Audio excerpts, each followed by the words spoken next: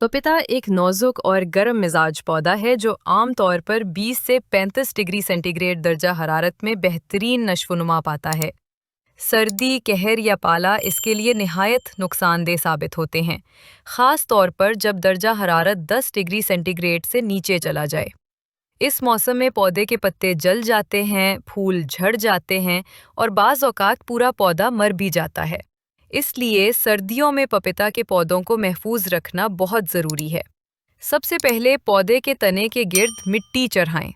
ये अमल जड़ों को ठंड से महफूज रखता है और ज़मीन की गर्मी को बरकरार रखता है। मिट्टी के साथ साथ तने को खुश्क घास, पराली या गन्ने के पत्ते लपेटकर ढांप देना भी फ़ायदेमंद है। ये एक कुदरती इंसुलेटर के तौर पर काम करता है और ठंडी हवा को तने तक पहुंचने से रोकता है।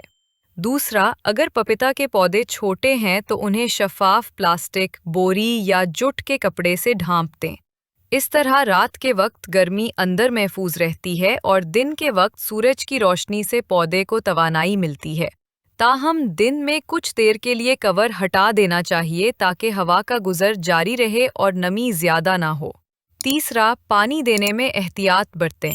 सर्दियों में ज़मीन देर से खुश्क होती है, इसलिए बार बार पानी देना नुकसानदेह हो सकता है। जब मिट्टी की ऊपरी तह खुश्क महसूस हो तो तब ही पानी दें।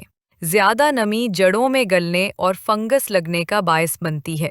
चौथा, पौधे के इर्द गिर्द नामियाती खाद या गोबर की हल्की तह बिछा दें। ये ज़मीन को गर्म रखने के साथ साथ ग़िज़ाइयत भी फराहम करती है। पांचवा, कोशिश करें कि पपीता को किसी दीवार, बाड़ या ऐसी जगह के करीब लगाएं जहां इसे ठंडी हवाओं से कुदरती तहफ़्फ़ुज़ हासिल हो। इन तमाम तदाबीर पर अमल करके आप पपीता के पौधों को सर्दी के असरात से महफूज रख सकते हैं और मौसम बहार आते ही ये दोबारा तेज़ी से बढ़ने लगेंगे और अच्छी पैदावार देंगे।